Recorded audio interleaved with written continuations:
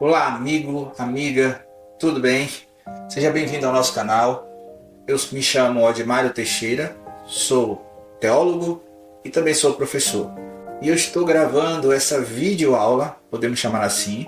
Esse vídeo é uma aula sobre teologia e nós iremos estudar um pouco sobre o tabernáculo de Moisés. Moisés, o nosso mestre. Mas não vamos estudar sobre o tabernáculo de forma aleatória, não. Nós iremos fazer um paralelo entre o tabernáculo e a pessoa do Hamashia, a pessoa do Messias. No caso, em grego, seria o Cristo, que nós conhecemos como Yeshua HaMashiach Ben-Nazareth, e aí passou por diversas traduções até chegar ao português como Jesus Cristo de Nazaré. Ok? Então nós iremos estudar. Eu gostaria que você se atentasse aos detalhes. Desde já eu quero te pedir que se inscreva no nosso canal, se você gosta desse conteúdo. Não deixe de dar o seu like, porque quando você dá o seu like aqui, quando você faz um comentário, quando você interage conosco, né, o YouTube entende que esse é um conteúdo relevante e entrega para mais pessoas. Ok? Então vamos lá, vamos falar um pouco sobre o tabernáculo de Moisés apontando para Cristo, ok? Nós iremos analisar cada elemento do tabernáculo, cada elemento e sua correlação, o que cada elemento do tabernáculo representa, nós iremos ver. Não todos, é claro, o tabernáculo tinha diversos elementos, mas os mais importantes que a Bíblia mostra e aponta para Jesus, ok? Muito antes de Jesus nascer em carne, cerca de aproximadamente 2000 anos, o povo hebreu estava no deserto. Tinha saído do Egito, estava peregrinando pelo deserto agora. Antes, quando Moisés, Moshe Rabben, Moisés o mestre, ele foi até Faraó com a determinação para que falasse com Faraó, que libertasse o povo da escravidão, o povo que estava ali escravizado pelos egípcios. Moisés disse o seguinte: olha, Faraó, deixa o povo ir para que no deserto eles comemorem uma festa ao Deus vivo. E no deserto, Moisés recebe uma instrução do Senhor para construir um lugar de adoração. Os levitas foram separados para o sacerdócio. E os levitas não tinham onde servir a Deus. Uma espécie de aldeia feita de tendas no deserto, onde eles paravam. Os levitas ficavam no centro. E tudo era de tenda, era feito de tenda. Então Deus mandou a Moisés, falou com Moisés, que se construísse uma tenda exclusiva para a adoração. Adoração que na língua grega chama-se proskuneo, que quer dizer beijar entre os olhos, né? Uma alusão à intimidade do homem com o nosso Senhor. E Deus se revela através de símbolos, através de estruturas que foram criadas, cada uma com um significado. Olha só, tudo que está na Bíblia não está por acaso. Todos os detalhes bíblicos que ali estão, tanto no Antigo Testamento como no Novo Testamento. Antigo Testamento, que nós podemos chamar de Brit Hadashah, e Novo Testamento, que nós podemos chamar de Brit Hashanah, que quer dizer a antiga aliança e a nova aliança. E aí nós encontramos na Bíblia, no livro de Êxodo, no capítulo 25, versículo 8, um texto que diz o seguinte: e farão um santuário e eu habitarei no meio deles. Ok? Preste atenção. E farei um santuário e eu habitarei no meio deles. Então o tabernáculo era um santuário. A palavra habitar na língua hebraica é ver shahatim. É daí que vem uma outra palavra que nós conhecemos muito, que é Shekhinah. E nós aqui no Brasil pronunciamos como Shekinah, mas a pronúncia correta seria Shekhinah, né? Que quer dizer presença. Shekhinah quer dizer presença. Muita gente acha que Shekinah ou Shekhinah quer dizer a glória do Deus vivo. Mas a tradução correta para Shekinah é presença divina, a presença de Deus. A palavra glória em hebraico é kavod, que quer dizer glória, né? Que quer dizer sim, a glória do Deus vivo, ok? E tabernáculo na língua hebraica é mishkan, que quer dizer habitação, que quer dizer morada. Sim, um lugar onde Deus iria estar habitando no meio do povo. Mais à frente, quando Yeshua HaMashiach morre na cruz do Calvário, a Bíblia fala que nós que aceitamos a Jesus e que temos uma aliança de sangue com Ele, passamos a ser morada do Espírito Santo, morada de Deus, né? Então, nós somos o tabernáculo vivo hoje. Se você tem o Espírito Santo de Deus, você hoje é o tabernáculo vivo, certo? Tabernáculo que não podia ser construído de alvenaria, porque o povo não estava definitivamente fixo no deserto. O povo iria sair do deserto, iria entrar na terra prometida. Então o povo era uma espécie de nômade. Eles ficavam andando de lugar em lugar, a depender das condições do tempo, a depender até mesmo do próprio comando do próprio Deus com relação a Moisés. Até depois de 40 anos, peregrinando no deserto, né, eles adentrarem na terra prometida através de muita luta, de muita guerra. Você que conhece a Bíblia, você deve ter já percebido com relação a isso. Primeira coisa que nós encontramos no tabernáculo é que para se entrar no tabernáculo, ele tinha uma porta. Apesar de ser feito de tenda, feito de tecido, ele tinha uma porta. Uma porta que não era muito grande. É por isso que o Senhor Jesus Cristo disse que a porta é estreita, né? Que mesmo no tabernáculo, o tabernáculo era muito grande, mas a porta era proporcionalmente menor do que a entrada. E aí o Senhor Jesus Cristo diz assim, olha, a porta é estreita, justamente porque a porta de entrada do tabernáculo era estreita. Na língua hebraica, a palavra porta é delet, não é dalet. Dalet equivale no nosso alfabeto à letra D, que seria a terceira letra do alfabeto hebraico, né? A primeira letra é Aleph, depois Gimel, Aleph, Beit, Gimel, Dalet. Perdão, é a quarta letra. Aleph, Beit, Gimel, Dalet. Né? Mas seria Delet.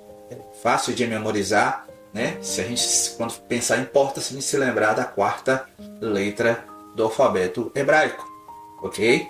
Havia apenas uma entrada no tabernáculo, como nós já falamos, e isso você encontra no livro de Êxodo, no capítulo 27, versículo 16. Essa porta, simbolizando que Jesus é a porta e é um único caminho, uma única porta, um único lugar de entrada até a presença do Senhor. Amém? Isso, né, está escrito no livro de João, capítulo 10, no versículo 9. Jesus é a exclusividade, é o caminho exclusivo para nós termos acesso à presença do nosso Deus. O segundo elemento que havia no tabernáculo, olha só, esses elementos foram criados por Deus, mostrado a Moisés, e Moisés passou para uma outra pessoa confeccionar.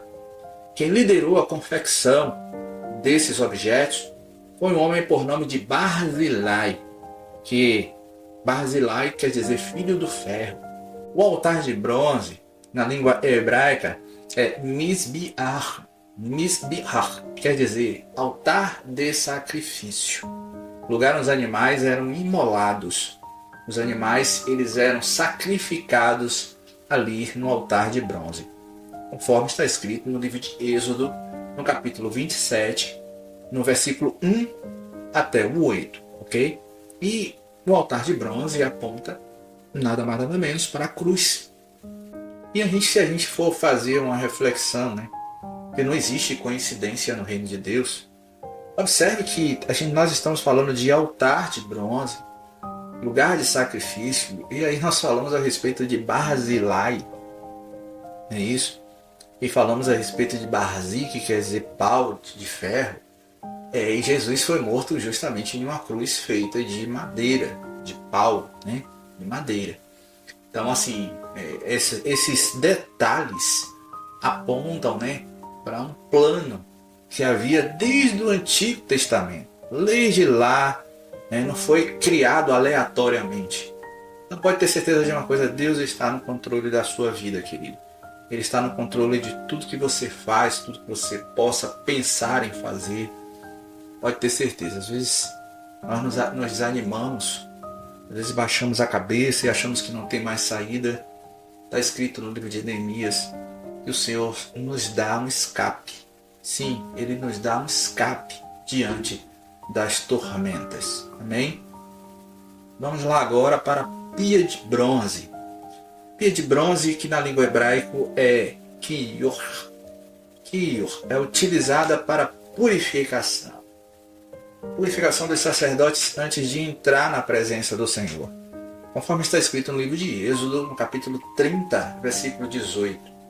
Quer dizer, antes dos sacerdotes ir até a presença do Senhor para sacrificar os animais, para oferecer, até mesmo para queimar incenso, ou acender as lamparinas que havia no tabernáculo, ele precisava fazer a purificação. Na verdade, ele precisava se purificar antes de fazer qualquer coisa no tabernáculo. Certo? E havia um local justamente para isso, onde eles entravam, se purificavam, certo? Com água limpa, e aquela água não era reutilizada. Lá no templo, no Beit HaMikdash, a casa do sacrifício, isso no templo de Jerusalém, ele ficava no lugar alto, no Monte Moriá, ou na ilha de Aramuna. Então, quando os sacerdotes terminavam de se purificar, a água era trocada.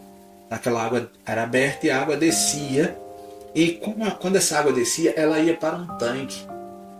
Um tanque que nós conhecemos na Bíblia como tanque de Betesda. Isso mesmo, tanque de Betesda. E no caso da água descer para o tanque de Betesda, essa água era agitada. E muitos achavam que era um anjo que vinha dos céus e mexia a água. Mas na verdade era a água que os sacerdotes se purificaram no templo que ficava lá em cima. Hoje em Israel, se você for lá a Jerusalém, você vai encontrar o Kotel Hamavi. O que é o Kotel Hamavi? É um muro oriental, que é a única coisa que sobrou do templo, o último templo que foi construído, que foi o templo de Herodes. É um muro muito grande que é conhecido mundialmente como o Muro das Lamentações. Os judeus vão para lá orar, os turistas vão para lá orar, colocar pedido nas frestas das paredes do templo. Então as pessoas fazem muito isso. E do outro lado do Kotel Hamavi está o tanque de Betesda. Jesus curou um homem ali, um paralítico ali, que ficava esperando o anjo chegar ou alguém pegar e jogar ele dentro d'água na hora que a água era agitada. E Jesus curou esse paralítico. Tá lembrado desse texto bíblico? A conclusão que nós chegamos é que nós precisamos nos apresentar ao Senhor com os nossos corpos limpos. Está escrito no livro de Romanos, capítulo 12, verso 1. Apresentar-nos ao Senhor com os nossos corpos limpos, para experimentar qual seja a boa, perfeita e agradável vontade de Deus. Amém? O próximo item, agora, que nós iremos analisar, é o lugar santo.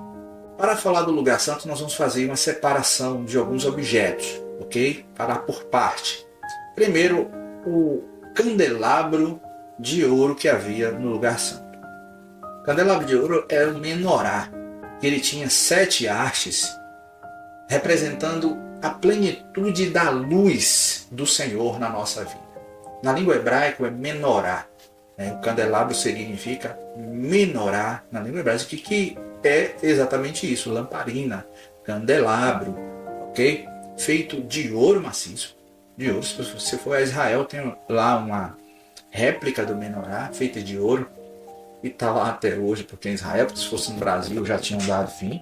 Aqui no Brasil roubaram até a taça Jules Rimet, que era feita de ouro maciço, e ela sumiu, alguém derreteu ouro e fez, e vendeu, sei lá o que foi que fizeram.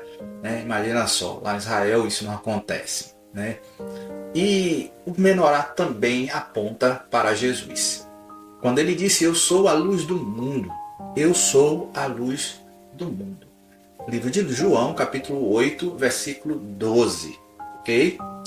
Um outro objeto que nós encontramos no santo lugar é a mesa dos pães da preposição. Na língua hebraica é Leren Hapanim, ok? Que quer dizer pão da presença. Pão da presença. Algo que também aponta para o Senhor Jesus.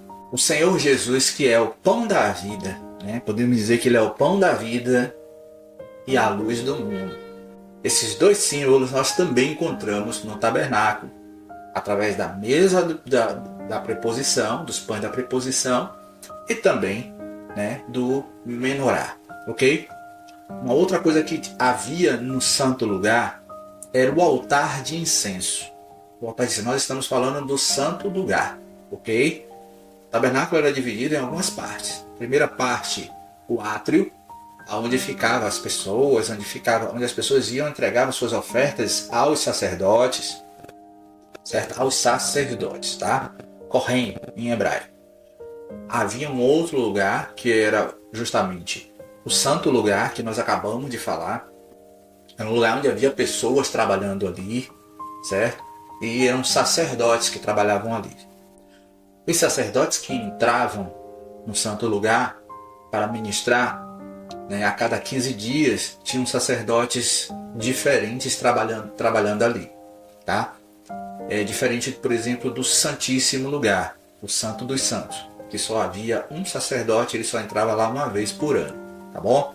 Mas no Santo Lugar, que é justamente aonde tinha o altar do incenso, os pães da preposição, né, e o menorá, ali sim tinham sacerdotes de 15 em 15 dias, os turnos, né, os turnos que eram 24 turnos por ano, ok?